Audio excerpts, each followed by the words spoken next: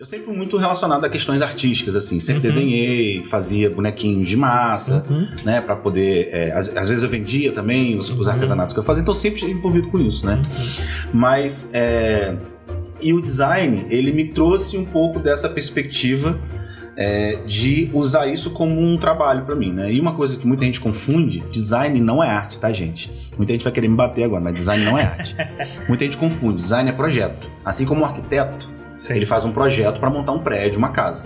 Quando a gente faz uma marca, uma embalagem, um projeto qualquer gráfico, a gente está fazendo um trabalho técnico, tá? A parte bonita que você vê é a última fase do projeto. Então é o resultado de um estudo que a gente faz, tem várias fases.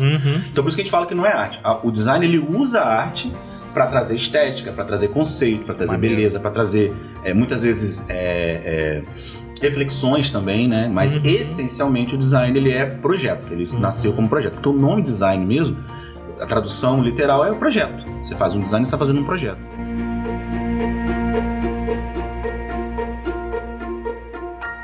Você quer viver ou morrer? You have the look of a man who accepts what he sees because he is expecting to wake up. With great power comes great responsibility. Eles são grandes, mas nós é ruim. O sistema é foda. All the moments will be lost in time, like tears in rain. TalmaCast, o podcast do Cineclube Debates. E aí, pessoal, sejam bem-vindos a mais um episódio do TalmaCast. Hoje, mais uma vez, aqui no Pod Studios, vamos falar da linha temática, dentro da linha temática do qual é a sua profissão. A gente vai falar com o Diego Ventapane, uma conversa muito interessante dentro da perspectiva que a gente quer trazer para esse projeto de extensão vinculado aqui ao Campus Bom Jesus, ligado a entender certas profissões a partir da vivência e das reflexões dos profissionais que atuam diretamente nessas áreas. O Diego, ele é designer gráfico, ele trabalha com animação já há 15 anos e veio direto de Campos dos Goytacazes para conversar com a gente aqui sobre a sua área de atuação, mercados, desafios e também sobre o seu último trabalho, o seu último incrível trabalho, para compartilhar com a gente como é que foi. Diego, muito obrigado pela sua participação, pela sua presença, pelo seu sim aqui para estar com a gente. Eu agradeço o convite e estou muito feliz agora com a repercussão desse trabalho aí, que está trazendo uns frutos muito maneiros para mim. E é uma alegria estar aqui, porque é a primeira vez que eu participo de um podcast, então nunca... Nossa, que honra que você está dando pra gente, né?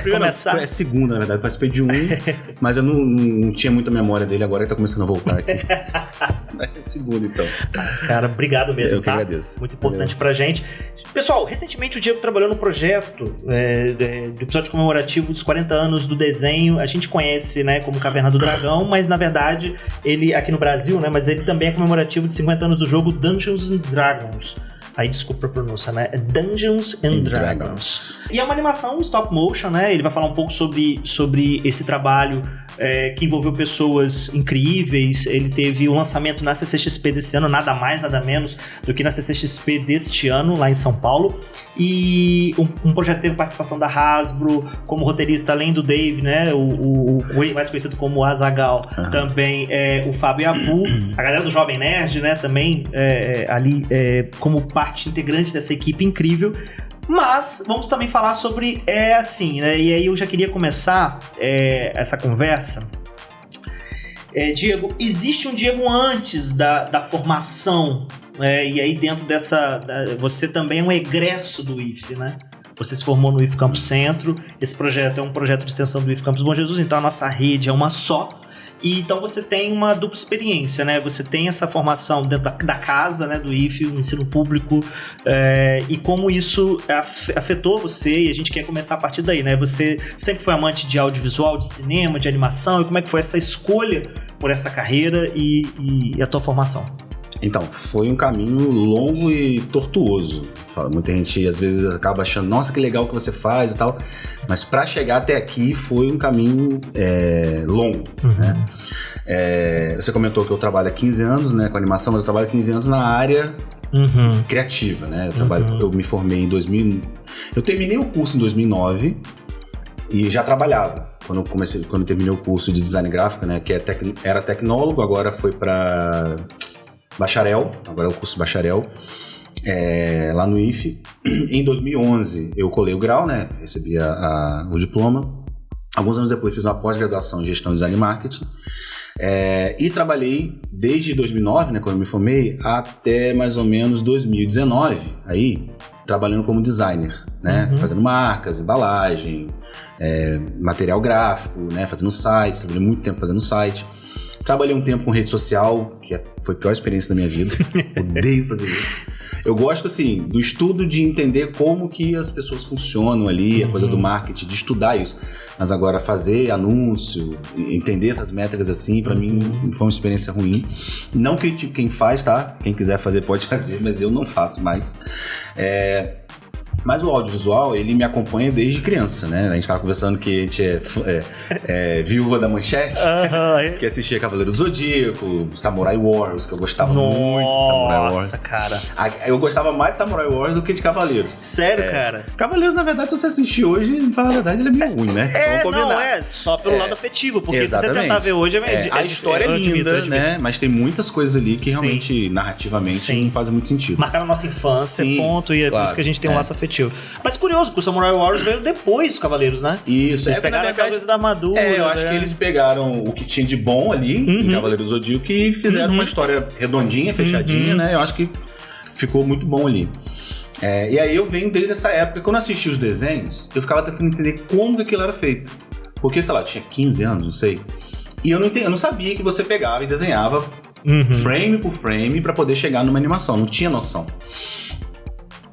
E aí depois de muito tempo, com a faculdade, eu comecei a entender, né? Quando eu entrei na faculdade eu já sabia um pouco, né? Mas dentro da faculdade a gente tem uma parte lá que a gente estuda audiovisual, que é uma disciplina de linguagem cinematográfica. A gente passa por cinema, animação, publicidade, né? Vídeos para publicidade. Então a gente começa a entender desse universo. E a animação chegou para mim.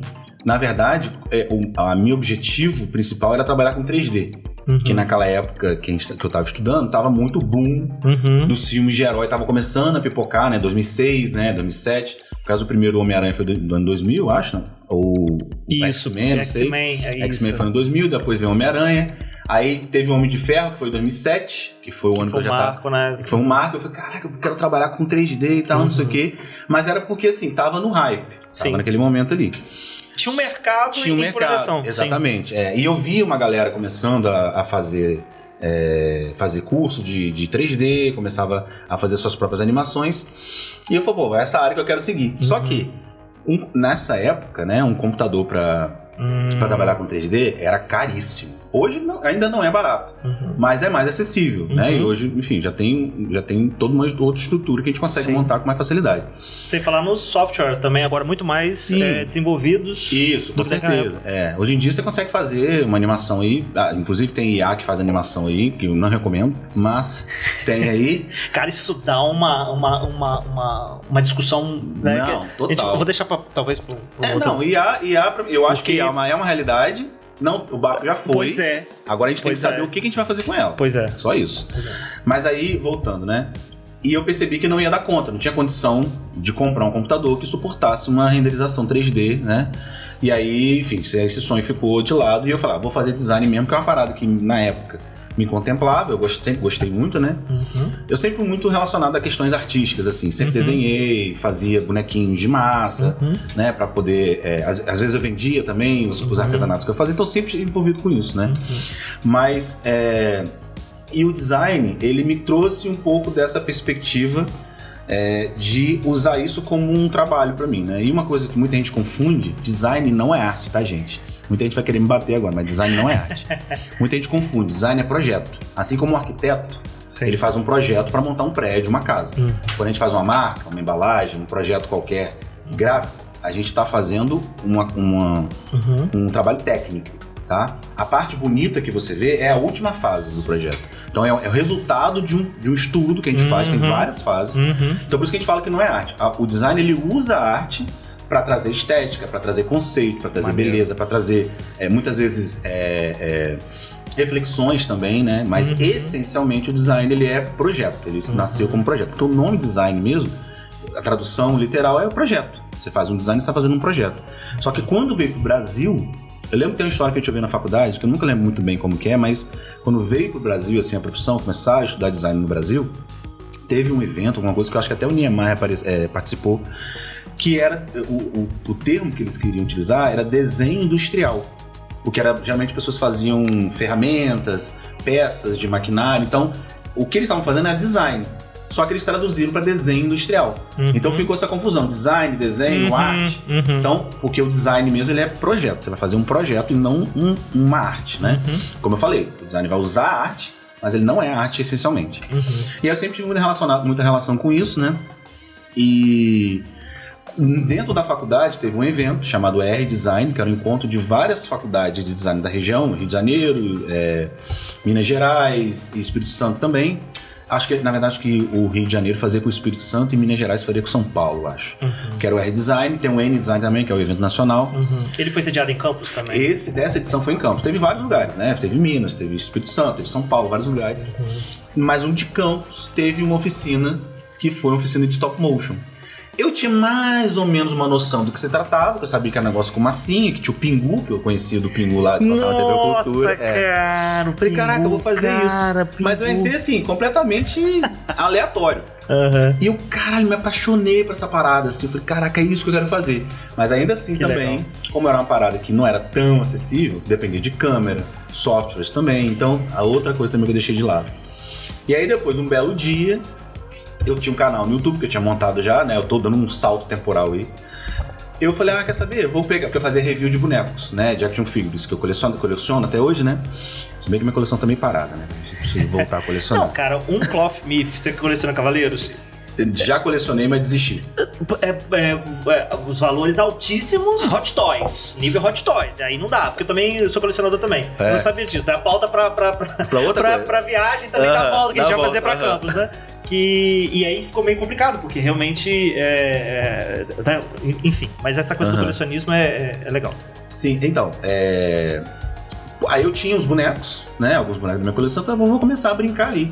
E começou a dar certo. As pessoas começaram a pedir mais, começaram a querer que eu ensinasse a fazer e tal, e foi. E aí chegou até o ponto, e aí mais um outro salto temporal, chegou até o ponto de eu receber a proposta da Hasbro, que é a empresa que fabrica os bonecos da Caverna do Dragão, de fazer esse episódio perdido, que muita gente confunde, não é o último episódio, tá, gente? Não é o Requiem, sei lá. Não é o episódio final, é o episódio perdido, que é uma comemoração aos 40 anos de Caverna do Dragão no Brasil. E aos 50 anos do jogo Dungeons and Dragons. A pronúncia agora tá certa. Você me salvou. E aí eu fiz esse projeto, né, que foi uma parada assim, absurdo pra mim. Eu nunca tinha feito um projeto tão grande quanto esse.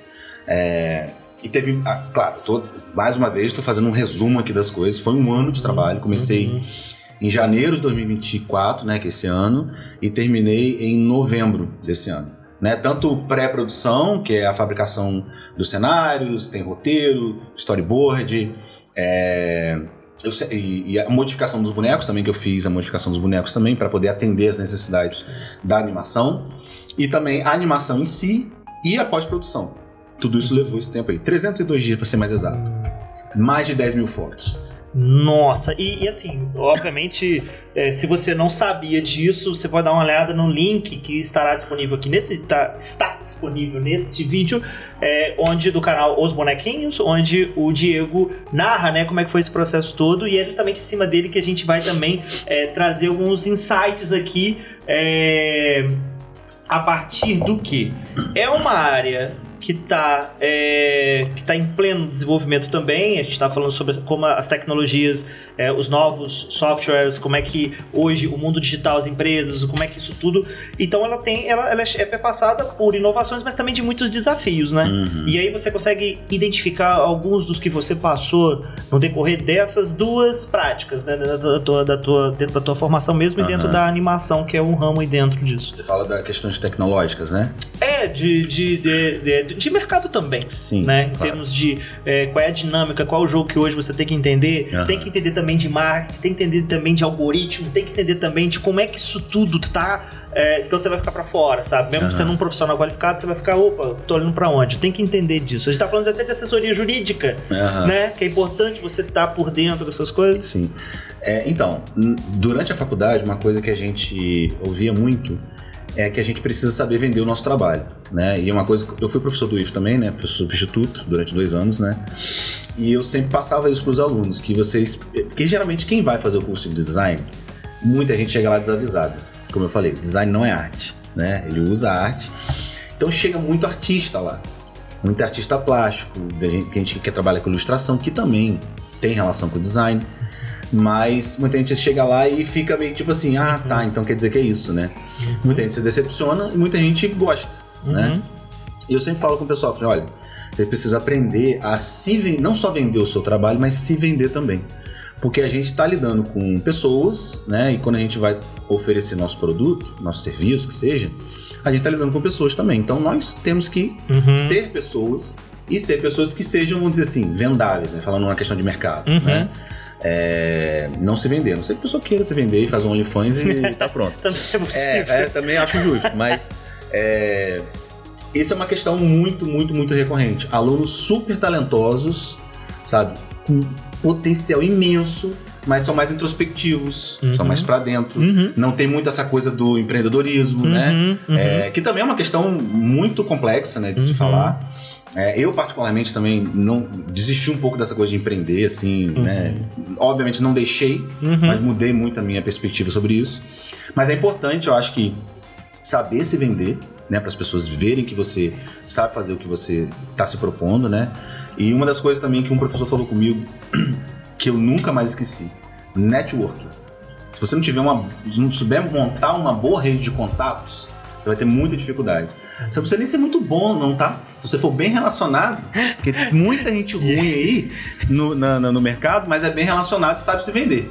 Né? Que eu acho que isso é uma parada pra gente. Vocês têm talento de vocês aqui. E ficam aí nessa de, eu quero fazer arte, vou fazer minha artezinha aqui pra ver na praia. E um cara lá que tá fazendo um negócio completamente fora do que poderia fazer, do que deveria fazer, e conseguindo, porque sabe se relacionar. Acho que isso é muito importante. E aí, com relação, você falou de tecnologia, né? Com relação às tecnologias, quando eu comecei a trabalhar, as redes sociais estavam ainda começando, né? Acho que na época, só tinha Orkut, eu acho. Então você não tinha ainda essa perspectiva de que as redes sociais são uma ferramenta de trabalho, né? Tinha pessoas que tinham blogs, pessoas que eu mesmo acompanhei muitos designers na época que tinham seus blogs e eles conseguiam muitos trabalhos a partir disso, né? Então acho que isso realmente, muita gente teve essa visão na época, né? Eu também montei um pra mim, mas eu nunca fui muito essa pessoa do marketing. Uma coisa assim que é um eu nem sei se como é que fala? Um desrespeito, mas com as pessoas que trabalham com marketing, mas eu odeio. Eu odeio. Não, pô, é tua experiência, eu odeio tua visão da marketing. parada. Eu tenho uma pós-graduação em gestão, design e marketing, e eu vi que realmente não é isso que eu quero fazer. Eu aceitei que eu não sou uma pessoa boa de fazer marketing, né? E o desafio mesmo sendo uma coisa que você... as regras do jogo vão exigir que você navegue por aí, né, cara? Exatamente. E aí aquela coisa que a gente tava conversando antes, né? De talvez numa equipe estruturada você ter aquela pessoa que talvez vai dar conta disso, para que você possa ali estar fazendo o que você eu acho que é importante, é uma coisa que eu tenho tentado fazer agora, delegar funções de coisas que eu sei que eu não tenho condição de fazer. Então, assim, o meu objetivo hoje com o canal, né, especificamente falando, principalmente pela experiência que eu tive com o Jovem Nerd, vendo como eles trabalham, falei, caraca, assim, eu tô realmente muito fora do que eu poderia estar fazendo, né? Entendi. Então é importante porque no vídeo, quem for assistir o vídeo de bastidores, eu falo lá que eu sou muito centralizador. Que eu quero centralizar tudo que eu faço. Né? Isso é um problema, seríssimo. Né? Então eu tô tentando descentralizar para folgar, né, e conseguir fazer melhor ainda o meu trabalho, que é a animação. Então, para ter espaço e não me ocupar tanto com outras coisas, né? Pô, eu queria fazer cenário, eu quero fazer os bonecos, eu quero fazer o design de tudo. Então, isso é um problema que eu tô trabalhando. Tô trabalhando aqui. Mas aí, só para voltar à questão das tecnologias, hoje eu acho que as redes sociais, elas são uma porta né, aberta aí para as pessoas. Nem todo mundo consegue passar por elas, mas quem consegue tem alguma coisa ali. Eu não sei muito bem dizer o que é, mas tem alguma coisa que, por exemplo, você vê uma pessoa às vezes dentro de casa, no quarto, ali, abre a câmera e começa a falar, tipo o Casimiro. A pessoa ele tem um carisma que ele consegue chegar nas pessoas. Sim. Então, acho que esse é o ponto. Acho que esse é o ponto, de você conseguir se comunicar, que é o lance da network, né? A pessoa que sabe se comunicar, ela consegue chegar em lugares que pessoas muito talentosas, que não sabem se comunicar, não conseguem chegar. Então, Perfeito. com relação à tecnologia, né, falando de redes sociais, eu acho que é isso. Saber se comunicar, como eu falei, a dificuldade que eu tenho do marketing, eu vou tentar delegar isso pra outra pessoa. Não que eu não saiba me comunicar, eu acho que eu sei me comunicar bem. Mas pra vender, assim, de repente é uma coisa que seria mais interessante colocar. Se tem um portfólio também, se tem um portfólio bom também é importante, né? Saber o que você vai colocar, né? Pegar os melhores trabalhos. Tem trabalho que eu olho assim, ficou legal, mas não sei, eu compraria isso? Se não compra, não coloca, né? Acho que vai por aí. E tem muita coisa, tem inteligência artificial hoje, né? É isso que eu tava... quando a gente tava pensando sobre as fronteiras tecnológicas, e hoje, né, isso é uma... Quando eu falei, né, que eu queria puxar, porque é um assunto que é muito forte pra gente, a questão da comunicação, porque o nosso projeto, quanto projeto de extensão, ele tá tentando pegar essa molecada do primeiro, segundo, terceiro ano, e também quem da comunidade que estiver interessado, em dar um espaço para desenvolver isso nessa faixa etária, antes de entrar na graduação. Sim. Que aí você vai... É um processo de aprimoramento, você vai encontrando caminhos, né? A gente pode ter essa questão nossa aqui de estar aqui no Pod Studios e fazer pro YouTube, que a gente fazia antes em casa, na frente do computador, câmera fechada. São dinâmicas e espaços onde a comunicação ela vai ter que se encontrar. São estratégias, né? Igual o Instagram tem um tipo de perfil, o Face, o TikTok agora tá mostrando uma nova lógica dessas coisas rápidas. Eu escuto os meus alunos falando, poxa, professor, 5 minutos é muito. Eu falei, que? Então, tá tudo mudando. Então, nós, no caso, eu e o grupo de professores, pra galera ligada à educação, que pensa a comunicação como parte, que é a educomunicação, tá antenada nisso, em escutar feedbacks de como isso, a gente tá no caminho certo, de fazer isso no ensino médio, numa formação, né, seja no IFE ou outra escola de ensino médio. E aí... a comunicação está diretamente relacionada a relacionamento humano também. Sim. E aí, você, na época da tua... na época que você passou pelo IFE, né? Você fala isso muito, muito interessante. Você fala isso acho que... Eu não sei se foi nos stories que você colocou, né? A partir de uma postagem do próprio IFE, Campo Centro, ou se foi no próprio vídeo, que depois vocês conferem, vocês podem conferir. Que é a questão de uma formação profissional, mas humana também. Claro, com certeza. Né? De como é que foi esse processo lá pra você, não só técnica, mas também de todas as experiências e vivências que você passou, que isso foram importantes. Eu acho que, obviamente, a técnica, ela é importante, que são as soft skills e hard skills, né? Exato. Inclusive, eu tava dando aula sobre isso agora há pouco tempo, porque eu dou aula no EAD, né? De design, e a gente teve uma parte que a gente falou sobre isso. Eu acho que, assim, é muito importante a gente saber dominar as ferramentas, saber os programas, para quem trabalha com edição, Premiere, Adobe, Final Cut, tudo, é muito importante. Se você não souber disso, você não vai conseguir entrar no mercado de trabalho, mas, mais importante do que isso, é você saber lidar com as pessoas, saber resolver as questões, os problemas que vão surgir. Por quê? Ela é mais importante, na minha visão, a soft skill é mais importante do que a hard skill, por quê? Se você tem uma soft skill bem trabalhada, você vai conseguir aprender mais fácil para fazer a hard skill ficar melhor. Porque a hard skill ela tem um teto. Seu programa todo, acabou. Agora, as relações humanas não tem limite, sabe? Você vai lidando com pessoas diferentes. Exatamente. E na faculdade, era legal esse ambiente aí. Inclusive, galera, você que tá ouvindo esses coaches falando para não fazer faculdade... Não cai na laia dessa galera não, tá? Na lábia dessa galera não, porque eles estão com o rabo cheio de dinheiro, tá? Eles não precisam fazer faculdade mais, ou já nasceram com dinheiro. Porque foi a faculdade que me deu condição de fazer o que eu tô fazendo hoje. Se eu não tivesse feito... Não é só a parte técnica. Eu sei fazer animação. Lidar com pessoas, com os colegas de sala. A gente tinha conflitos.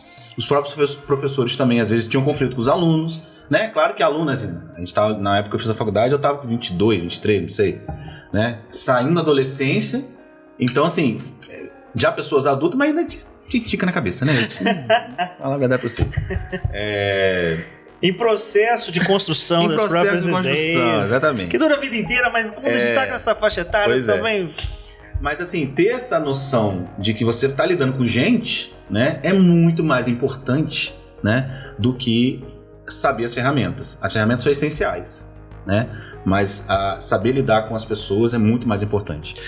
Porque através disso você vai ter habilidade para fazer outras coisas, né, mais complexas, né. E aí você foi na veia, porque a gente pode ter várias IAs extremamente poderosas, mas a questão é como, o que, o jeito, qual caminho, usá-las e qual é o nosso objetivo, para onde a gente está. O mercado vai se apropriar disso, então é uma questão de lucro ou é uma questão de como é que fica isso tudo. Então isso nos mostra questões muito complexas vão surgir a partir disso, né? Dentro desse escopo eu queria puxar para esse seu último trabalho incrível, né, que a gente vê conversando sobre vários pontos, mas você, no final do vídeo que você lançou recentemente no canal Os Bonequinhos, você dá no final ali 2 insights, né, que são 2 lições. Uma delas você já falou que sobre essa coisa de trabalhar em equipe, delegar funções para pessoas mais capacitadas em outros setores do projeto. Mas você menciona assim, né? Nós construímos a nossa sorte. E por sorte, você entende a união da oportunidade com a preparação. Eu achei isso incrível. Por quê? Porque a história do TalmaCast com o Pod Studios. Eu me identifiquei muito com isso. Obviamente você vai falar sobre o background por trás da tua fala lá. Mas vimos de uma caminhada. E aí, a grande oportunidade da gente estar num lugar especial, com toda a estrutura para que aquilo que a gente sempre quis fazer desde o início, a gente pudesse fazer de outro jeito, o audiovisual. E aí, quando você fala isso, cara, você não é papo de coach, tem uma vivência, você até fala, se fosse alguns anos atrás, né? E aí eu queria que você falasse um pouco sobre isso, porque isso é muito, pra quem tá, né, vendo a gente ou ouvindo, tenho certeza que pra pensar um pouco sobre como isso se encaixa na vida dela, né? Sim, claro. Uma coisa que eu dou muito valor, assim, falo com muito orgulho, é eu ter passado pelo IF. Pra mim foi assim, virou a minha vida completamente, porque até chegar lá, a minha visão de mundo era muito limitada. Né? Eu já fui crente, eu já fui de igreja evangélica, não critico quem seja não, mas já fui de igreja evangélica, e eu deixei de fazer o intercâmbio com medo das questões religiosas que isso ia me trazer. Então assim, a minha visão de mundo era muito limitada. Estando lá, tinha uma vaga, eu lembro que na época do Ciência Sem Fronteiras, todo mundo tava fazendo um monte de coisa, tinha uma vaga lá, que acho que era, não sei se era pra Holanda ou Alemanha, tava lá, Diego, tá lá, vai lá, é só você botar seu documento lá, você vai. Eu não falei com ninguém, hoje eu tô falando aqui, né, mas porque na minha cabeça, chegar lá vamos desviar da fé. Então assim, eu ainda mantenho minha fé, mas na época eu era com a mente muito fechada. Então, a vivência ali no IF, eu lembro que tinha uma brincadeira que o pessoal falava assim, se entrar no IF, você vai... eu não lembro exatamente o termo que usavam, mas tipo assim, virar a cabeça, sabe? E virou. Não, mas virou, eu agradeço muito. Porque realmente eu tirei muitas amarras que eu tinha na minha cabeça, né? Por conta da visão que o IF me deu. A convivência com as pessoas. Pessoas diferentes, né? Totalmente, né? Uma diversidade muito grande. E estudando o que eu estudei, eu tava vendo que, caraca, o mundo é muito maior do que eu pensava, sabe? Do que na minha cabeça, do que eu tinha na minha cabeça. Então, assim, e aí, toda essa trajetória, né? Desde o início do curso até o final, isso foi me moldando, me transformando, né? E claro, depois dele teve muita coisa também. Mas ali foi o start. Eu falo sempre assim que ali foi o começo de tudo. Porque lá a gente estuda design, tem coisas técnicas do design, identidade visual, ilustração e tal. E tem também o audiovisual, né? Que foi que a gente tinha aula de linguagem cinematográfica. E a partir disso eu comecei a me interessar pela animação. E aí, como eu falei, a minha trajetória tem um gap aí grande aí que eu tô pulando pra não perder muito tempo. Mas falando sobre essa questão da preparação, foi aí que começou. Não foi agora. Porque a partir dali que eu comecei a ter a visão das coisas. E quando eu comecei a me interessar por animação, eu não pensava que pudesse ser uma profissão pra mim, ser um trabalho. Só que quando eu comecei a ver, né, eu fiz um curso de animação stop motion no Animamundi, né, isso foi 2015, eu acho. E lá eu vi que tinha outras pessoas, como é que é importante você estar no meio de pessoas, né? Vinha outras pessoas que trabalhavam com stop motion, com animação. Eu falei, caraca, tem gente que trabalha e ganha vida com isso. Né? Eu achava que era só 1 ou 2 aqui que tinha, mas não, tem muita gente. E aí isso começou a me dar essa visão. Eu falei, não, preciso me preparar. Ou seja, quebrou paradigmas da sua própria percepção. Totalmente. Que eu acho que isso não tem preço, né? Não. O que você vai descobrir a partir dessa quebra, né? Sim, eu acho que isso é muito valioso, cara. Você estar com pessoas, conhecer pessoas que fazem algo que você quer fazer. Porque às vezes ele te dá ali o caminho das pedras ou fala pelo menos, é por aqui que você vai. Um aprendizado full time. Total. E aí eu comecei, porque no Brasil aqui tinha pouquíssimo conteúdo em português sobre stop motion, né? Tinha pouquíssimo conteúdo. Hoje já tem bastante coisa, né? Mas no YouTube, por exemplo, você não via tutorial em português. Né? Então eu tive que aprender inglês para poder entender o que os caras estavam falando. Que foi aí, eu comecei a estudar. Animação, assim, não sei o que, conceito de animação, como é que faz o boneco, não sei o que. Porque na minha cabeça, assim, um dia que aparecer alguma oportunidade, eu tenho que estar pronto, né? Porque apareceram outros também que eu peguei e eu falei, não devia ter pego. Porque não ficou do jeito que eu imaginei que pudesse ficar, sabe? Antes desse projeto da Caverna do Dragão, eu tinha recebido uma outra proposta antes, que não vingou, e ainda bem que não vingou, porque hoje eu vejo que eu tivesse pego, eu ia passar vergonha. Porque era um projeto que também não era tão grande quanto a Caverna, mas era um vídeo menor, no caso do tempo, né? Mas eu não ia dar conta, eu não ia conseguir fazer. Mas hoje eu consegui entregar porque eu tinha essa preparação. Então é muito importante a gente ter essa visão de, assim, antes de começar a se preparar, você tem que saber se quer se preparar para quê, que foi o meu caso. Em 2019, né, eu dei a virada assim, vou sair do design e vou partir para animação. Que foi assim, processo de terapia, né, faço terapia há um bom tempo já, então ali eu falei, eu gosto do design. É o autoconhecimento, né, cara? Total. Me conhecer melhor me transformou em um profissional melhor. Meu trabalho ficou melhor porque eu me conhecia mais e eu comecei a fazer coisas que tem mais a ver comigo, né? Então assim, eu sei que é um privilégio, é uma raridade, você tá no lugar onde você quer, fazendo o que você quer, que eu tenho esse privilégio hoje, né? Mas isso foi a custa de muita coisa, sabe? Muita terapia, né? Muitas escolhas erradas que eu fiz também, né? São fundamentais às vezes. Total. Né? São fundamentais às vezes. O erro, ele faz parte do processo. Não dá pra você tirar o erro do processo, né? Muita gente quer só acertar, então não dá. Porque o erro, ele traz mais aprendizado do que o acerto. Né? Pra mim foi assim. E esse aprendizado, né? E a ideia de quebrar percepções. A ideia deste episódio, a ideia desta linha temática é justamente quebrar uma série de percepções que às vezes as pessoas têm dessa profissão, dessa área de trabalho, né? E uma coisa que você falou comigo e que me impactou muito nessa vinda pra cá, na estrada, e foi essa questão da duração que você tem ali horas trabalhando para produzir 5 segundos, 4 segundos, 3 segundos. Que quem assiste o produto pronto tem uma... Nossa, sabe isso aqui? Mas é totalmente diferente a questão de como você pensa, o tempo que você se dedica ali, o trabalho que dá, o que é sucesso, o que não é sucesso, 1 segundo, 2 segundos, um dia de produção, isso foi incrível porque quebrou muito a percepção. Como amante também da animação, né, em específico, eu sou apaixonado, sou formado também pela animação japonesa no sentido de eu não fazia ideia. Então você começa a projetar, porque tem uma série de profissionais por trás, né, que são horas e horas de suas vidas, um trabalho. Muita gente acha que, né, talvez muitas pessoas tenham a visão liviana de que eles estão desenhando. Não, é uma coisa extremamente complexa. Queria que você falasse um pouco mais sobre isso, em específico, como foi nesse último trabalho na Caverna. Eu sempre falo que para trabalhar com stop motion, você tem que ter uma certa obsessão.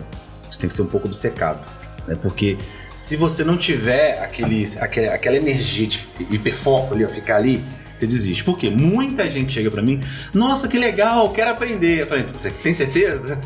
Na hora que a pessoa começa a fazer, ela, desiste, não quero não. E tem pessoas que continuam, mas geralmente as pessoas você percebe que ela tem um traço ali de obsessão ali, meio obsessivo, né? Por quê? Porque é um trabalho meticuloso, que leva tempo, você tem que ter paciência. Eu, naturalmente, sou uma pessoa meio ansiosa, meio impaciente. E na hora que eu entro ali, parece que sai tudo. Não é uma terapia, obviamente que isso não substitui uma terapia, mas é um negócio terapêutico, talvez, que me diverte ali. Então, em média, assim, pra você fazer, sei lá, 1 minuto de animação, dependendo do tipo de animação que você vai fazer, você leva 2 meses, 3 meses. Depende do tipo de animação que você vai fazer. Esse projeto, em média, eu tava fazendo ali de 3 a 5 segundos por dia. Todo dia eu fazia 3 a 5 segundos. Lá uma vez ou outra, eu conseguia andar mais, porque era uma cena mais simples. Teve um dia que eu fiz 30 segundos, que era só um diálogo. Então não tinha muito movimento. Então foi rápido de fazer. Mas isso é raro, né? Mas a média aí é de 3 a 5 segundos por dia. Por quê? São 24 quadros por segundo de animação. Então imagina, você tem que fazer 24 fotos para fazer 1 segundo. Em um dia, para fazer 3 segundos, você vai fazer 24 vezes 3 vai dar 72, né? Tô bom em matemática ainda, eu acho, né? Você tá certo, né? 72, 74 é bom, né? 72 fotos. E um detalhe. Que isso, cara? Cada foto precisa ser uma obra de arte. Para você conseguir fazer um trabalho bom, cada fotografia tem que ser uma obra de arte. Porque não adianta você querer fazer tudo mais ou menos, fazer só uma foto legal e outra, porque as pessoas vão perceber que o trabalho não tá 100%. E tudo que acontece em cena tem que ser intencional. Se uma folha cai, você tem que ter planejado isso. Por quê? Porque se você não planeja, vai parecer que é um erro. Não tem nada que pode ser acidente ali. É impossível, não tem como. Porque tudo que você vai movimentar, você tem que fazer assim, ó. Pouquinho. Então isso aqui tem que ser pensado. Então às vezes você esbarra numa peça de cenário, você esbarra no outro boneco. Isso aí é erro. Aí quando isso acontece, você tem que voltar, colocar de volta. Então tudo tem que ser pensado, tem que ter muita paciência. E muita gente às vezes não tem a noção, como você falou, do trabalho que é. É lindo, é maravilhoso, é super lúdico, eu adoro fazer isso, mas é trabalhoso, né? E para quem quer trabalhar com stop motion, eu já vou logo avisando. Não acha que vai ser um negócio muito facinho de fazer, não. E eu tô falando assim, que não é. Não adianta eu querer falar, porque só pra você querer fazer a mesma coisa que eu faço, ou então, enfim, sei lá, eu ganhar alguma coisa com isso, não é fácil.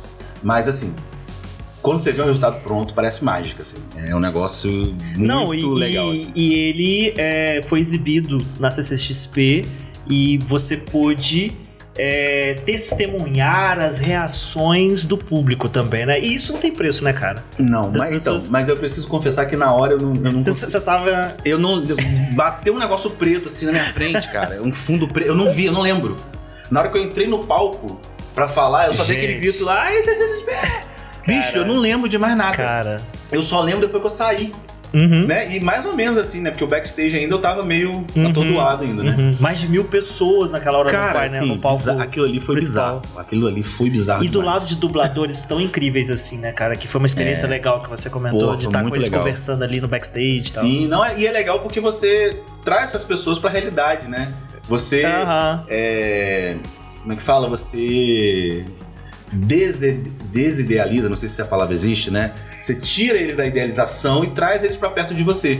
Isso é muito legal, porque são pessoas, são seres humanos, né? E eu vi que são pessoas incríveis, cara. Ali comigo foram ótimos. Eu fiquei super feliz com a forma como eles lidaram comigo e tal. Claro que nem todo mundo às vezes tá com tempo, tá na correria, principalmente ali no evento que, sei lá, às vezes você tem 10 minutos pra apresentar um negócio, né? Que é pouco tempo. Mas achei que foi uma experiência muito legal. Só que assim, eu tenho flashes, assim, porque bateu um negócio em mim, eu fiquei nervoso e eu não lembro muito bem. Mas, eu vendo os vídeos, né? Quando eu vejo os vídeos, né, da gravação, eu lembro exatamente das coisas. Mas na hora ali eu tava... Porque esse êxtase, né? Essa coisa toda de estar num lugar onde tem muitas pessoas assim como você, apaixonadas por tudo aquilo, né? Não só pela experiência, mas também pela questão da Caverna do Dragão fazer parte da vida de toda uma geração. A gente bate com a idade, então todo mundo aqui, né, curte. Mas também dentro desse panorama, dessa experiência, né, que você viveu, a diminuição daquela fronteira que vai criando, a questão da dublagem é muito disso, né? A gente vai crescendo, se identificando com a voz e o personagem. Aí você vai amadurecendo, entendendo que a voz não é dele, porque aí você começa a ver a versão em inglês. Mas peraí, é igual Chaves, gente. Vocês já escutaram Chaves na língua natural, né? Não dublado? A dublagem brasileira trouxe toda uma forma de experimentar ali a narrativa. Então, essa fronteira, você é um cara que já acompanhava o Jovem Nerd, né? Você lembra que você comentou que já acompanhava e tal. E de repente você se vê dentro de um trabalho com eles. A fronteira, ela... Sim. E isso, que você mesmo falou, você ainda tá caindo na ficha de como... você falou, são pessoas, sim, mas são pessoas que estavam distantes, trabalhando, produzindo uma coisa que mexe com você e tal, que foi a sensação nossa, que eu comentei com você, da gente entrevistar o Eduardo Miranda, que é o responsável pelos Cavaleiros, né, o pai dos animes do Brasil, um cara que a gente tem um carinho muito grande. A gente, né, gravou sobre o lançamento do filme Os Cavaleiros, né, que Deus tem, porque, convenhamos, né? É complicado demais. Uma aberração.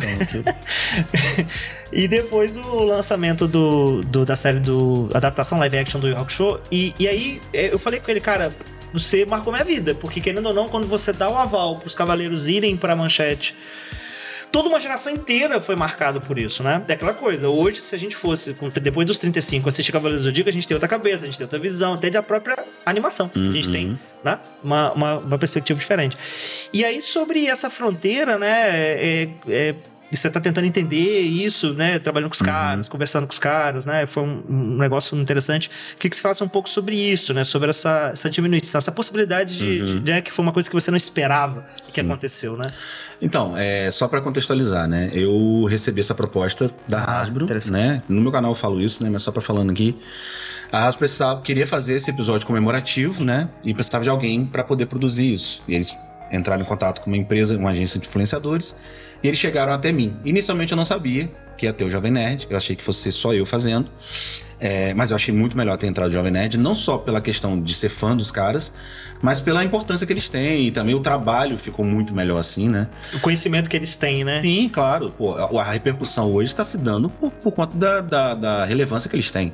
Então isso pra mim foi uma sacada muito boa da Hasbro de colocar eles, né? Se bem que na verdade a proposta veio deles inicialmente, né? Vem de um Nerdcast, né? Eles comentam sobre isso. Mas curiosamente, eu só tive essa sensação de tiete com eles no evento. Legal. Lá eu cheguei, na correria no evento eu não consegui tirar foto. Eu tirei foto depois, né? A gente se encontrou depois, eu consegui tirar foto com eles. Porque é muita correria, assim, eles estavam fazendo muita coisa e tal. Mas por que isso aconteceu? Durante o processo de produção do trabalho, a gente lidava como empresas, né? A minha empresa, a empresa deles lidando com o negócio. Teve alguns momentos que eu falei, pô, cara, tô muito feliz de estar aqui com vocês, que eu sou fã de vocês, tal. A Luísa, que fez os cenários, acompanha eles, é ainda mais assídua do que eu. Ela ficou super feliz, né? Então isso foi uma parada legal, muito interessante. Mas na maioria do tempo era negócios. A gente tava lidando com negócios e eu acho que é por aí que tem que ir, né? Um projeto, né? Todos trabalhando. De um grupo com mais de 20 pessoas. Nossa, né? Pessoas da Hasbro, dessa Spark, da agência de publicidade que fez a parte de marketing. Então, a gente não tinha muito tempo de lidar com eles como se fossem só o fã e o ídolo, sabe? Até também que eu não gosto muito dessa coisa assim, não. Eu acho meio esquisito isso. Mas, assim, foi muito dessa relação profissional, né? Mas os caras são super legais, super atenciosos. Uma vez ou outra tinha uma piadinha aqui e ali. Isso era divertido, era legal, né? Nas reuniões, então, isso era mais... Reuniões, no caso, as chamadas, né, ao vivo. Isso acontecia mais. Mas, no geral, durante todo o projeto, foi mais essa coisa profissional. Mandava o trabalho, isso aqui tá indo assim. O Dave dava muitos apontamentos legais. Não é à toa que os caras estão... Eles realmente têm uma visão muito boa. Aprendi muito com eles. Mas no evento eu já fiquei mais solto pra isso, né? Só que no evento eu não conseguia muito tempo, porque quando a gente tava no camarim pra poder entrar, eles entravam, ficavam um pouquinho pra voltar. Sair, entrar e tal. Eu tive tempo de falar com os dubladores que ficavam lá. Sim. Né? Como eu estava agilizando e tal. Mas foi assim, incrível, foi uma experiência... Eu não sei nem... Eu queria usar uma palavra que pudesse descrever o sentimento, mas eu não consegui encontrar, né? Porque a única que eu consigo dizer é surreal. surreal, porque tá lá naquele lugar ali, e foi a primeira vez que eu fui pra CXP também, logo na primeira eu já vou pro palco. Só isso, né? Só a primeira. Pois é, mas foi, cara, foi muito maneiro, Legal. muito legal. Legal. Eu quero te dar uma lembrancinha Olha só. do projeto pra você. Gente. Uma caneca do nosso projeto. Caneca. Tiquele Canecas, com a nossa parceira de sempre aqui. Olha, E aí? Brito! Que maneiro! E aí, cara, Obrigado. Pra você, né, lembrar da gente sempre aí, tiver Eu vou tomando... te dar uma lembrancinha também, apesar de que eu já te dei lá, mas eu vou... Meu cartão de visita. Ah, legal. Mostra Esse pra galera. cartão aqui, ele é um taumatrópio. Talma, gente, talma. Taumatrópio. Talma. Tem a relação com... talma. Talma. Porque esse aqui ficou cortado errado. A gráfica lá cortou alguns errados. Não ficou certinho no corte, não. Propositadamente, gente, parece Tazos, tá? Pois é. Que é pra estética do meu canal, né? Isso aqui é um taumatrópio. Você vai passar uma linha aqui, né? Aqui do lado, vai segurar ali assim e vai girar. Quando você girar, você vê o bonequinho correndo. Isso aqui é um brinquedo de 1900 e lá vai bolinha. Vou deixar mais alguns aqui pra você quiser entregar mais alguém. Que legal, cara. Eu trouxe os bonecos também, se quiser. Se seu... Nós vamos... O Diego trouxe aqui pra mostrar pra vocês. Quase quebrei o preço. Não, a qualidade da Tiquele Canecas é boa. Eu trouxe aqui, deixa eu mostrar pra vocês. Você trabalhou com eles ou não? Esses você trabalhou com eles? Esses que eu trabalhei. Eu tenho duas. Cara, vamos colocar eles. Eu recebi 2 versões de cada. Eles não vão ficar em pé. Eles não ficam em pé. Eu tenho 2 versões de cada. Só, cara. E aí as versões lá que não foram modificadas vão ser pra minha coleção. Articulados, cara. Mas assim, às vezes tem muita limitação. Ah, não, é verdade. Isso aqui a gente teve que fazer. Essa saia de tecido, porque a saia dele, tá aqui peladão aqui, né? A saia dele era de plástico e não dava pra mexer a perna. Pra fazer os movimentos. A cabeça soltando, porque eu botei massinha aqui, porque não tinha muito movimento na cabeça, por conta desse treco aqui dele aqui. Então você eu tirei. Você fazer adaptações pra fazer os movimentos. Botei aqui, no pé também aqui embaixo, ó, tem um parafuso. No pé pra poder, a gente bota na mesa e bota um parafuso aqui embaixo pra ele ficar em pé. Sim. Né? Porque como eles sofreram muita adaptação, eles não ficam em pé sozinho. Esse aqui não tem não, mas tem outros aqui. Deixa eu mostrar, só ficar aqui sem mostrar. Tá. Esse aqui é o Bob. O Bob foi o que eu mais destruí. Então, gente, no vídeo do canal do Diego tem lá os detalhes do processo todo. Depois vocês deem uma conferida. O Bob ele desmonta ele todinho. Por quê? Ele é o menorzinho, então as articulações dele são mais limitadas. Então eu soltei algumas partes dele pra conseguir ter mais mobilidade nos movimentos. Né? Isso aqui tem uma cena que ele faz, que ele bate com o tacape assim, ele tinha que envergar bastante a coluna. Ele não fazia. Eu soltei, botei esse aramezinho aqui pra poder animar. Aí tem uns parafusos, umas porcas que eu coloco no pé. Tá pegando aí? Tá? Tem uma porca que eu coloco no pé, que é esse que eu mostrei do Vingador. Tem a Uni, que eu botei, o suporte dela ficou bem aqui. Esse aqui... Parece que faz parte Esse aqui são os robozinhos que a gente usou no final. Que legal, cara. Isso aqui são bonecos de impressão 3D, né? E aí tá aqui. Esse aqui é muito interessante da Diana, que muita gente perguntou como é que eu fiz o arco dela, o bastão dela crescer, né? Eu fiz outros com palito de churrasco. Você vê esse aqui, ó, esse aqui é o bastão original, mais brilhante, e esse aqui é o bastão de madeira mesmo, né? Tá no tamanho certo, mas eu tenho outros menorzinhos, né? Eu caiu aqui. Eu colocava um, trocava pro outro, que é maiorzinho, e aí trocava pro outro, que fazia aquele movimento ali. Uma fotografia cada... E esse aqui é um bastão que veio com ela, com a boneca, né, que eu fazia o efeito de movimento ali. Aí tem... tá, esse aqui é interessante, a Sheila também. A capa dela é de tecido, eu fiz de... Agora tá toda cagada, né, tá toda suja já, que eu já botei a mão, enfim. Mas ela é articulada. Tem arame aqui na capa dela pra eu conseguir mexer, né? Na hora que ela anda, pra capa voar e tal. Porque a capa que veio com ela não se mexe, né? Ela é dura, é rígida assim. E fez a mesma coisa com o Eric. E também o Presto, fiz a saia dele. Tudo isso aqui, nossa, eu fiz muita modificação, tem muita coisa aqui também. No vídeo que você fez, que você explica etapa, a primeira coisa foi desmontá-los, né? Você desmontou eles ali para poder já fazer as adaptações. Sim. Cara, incrível. Diego, brigadão, cara, por você ter participado com a gente aqui, ter aceitado compartilhar essa história incrível. E também queria que você falasse com a galera também que te segue, que vai... E a galera também aqui da nossa escola, o público que segue o TalmaCast, que tá conhecendo você, onde eles podem saber mais, né? Assistir esses vídeos e também ter acesso ao seu curso, enfim, fica à vontade. Os Bonequinhos. Qualquer rede social, você procurar Os Bonequinhos, você vai encontrar lá o meu canal. Se você quiser aprender também stop motion, eu tenho um curso completo. Se você quiser, você fala que você me viu no TalmaCast, que eu dou um desconto bacana pra você. É um curso completo. Inclusive, vou atualizar ele em breve, agora que eu aprendi muita coisa nova, né? E é isso, só acessar as redes lá, todas as redes sociais, buscar Os Bonequinhos, você vai me achar. Beleza, gente. Pessoal, é isso. A gente sempre pede que vocês, se vocês gostaram, né, pra vocês deixarem o like de vocês aí, se inscrever no nosso canal, ativar lá o sininho e compartilhar com a galera também que possa se interessar por esse assunto, tá bom? É isso, pessoal. Até a próxima. Valeu. Valeu. Tchau.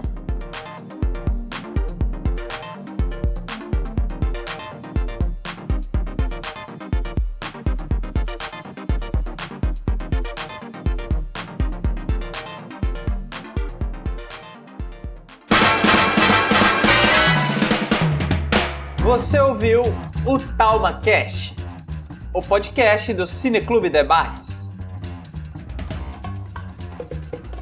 Não esqueça de curtir e compartilhar esse episódio. Os links para seguir a gente nas nossas redes sociais e o link do site para acompanhar o projeto está aqui na descrição.